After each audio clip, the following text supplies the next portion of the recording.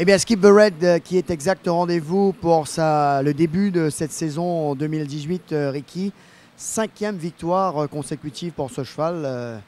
Rien que pour ça, grand coup de chapeau. Oui, c'est bien entendu, ça fait plaisir. Je pense qu'il courait dans une classe inférieure aujourd'hui, contre des chevaux à sa portée. J'étais un petit peu inquiet, je pensais qu'il avait besoin d'encore un bon galop. Et j'avais demandé au jockey d'être très très patient, de ne pas prendre un bon départ, de le mettre tranquillement sur les barres, là où il serait confortable. Et puis à partir du 1000 mètres, de ne pas laisser Gimme Green prendre trop de terrain sur lui. C'est qu'il a très bien fait. Et il gagne une belle course. Ouais.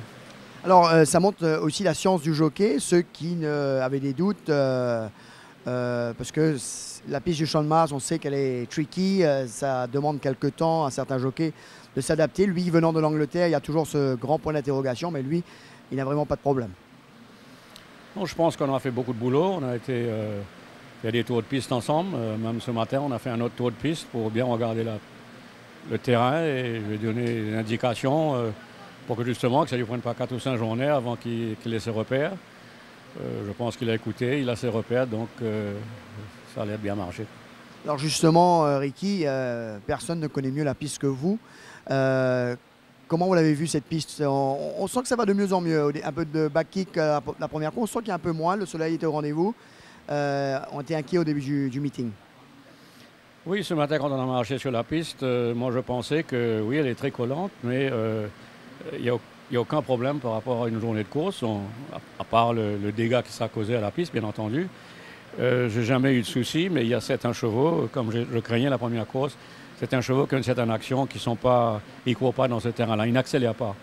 Je pense que c'est ce qui s'est passé avec Storm Clippers dans la première course. Il est rentré dans la ligne droite, faisant figure de disputer l'arrivée, et il a plafonné, il a couru au même rythme.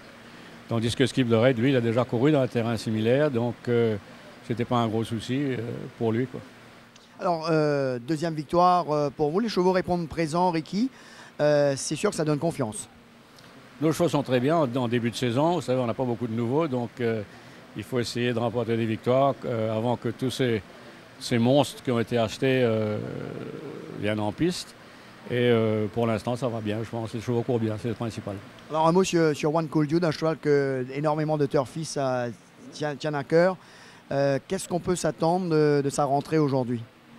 Une très bonne course, malheureusement, 8e couloir. Sinon, j'aurais été assez confiant parce que je pense qu'il a la mesure de ces chevaux-là. Mais du 8e couloir, il faut qu'on ait beaucoup de chance pour pouvoir pas être trop loin derrière et accélérer à temps pour venir l'emporter. Et bien, on va croiser les doigts pour vous, Ricky. Merci. Bravo. Donc voilà, Skip the Red qui répond présent pour ses débuts 2018 en offrant une fort belle victoire à l'écurie Ricky Mingard et surtout au jockey Richard Oliver qui a montré toute sa science ici, messieurs.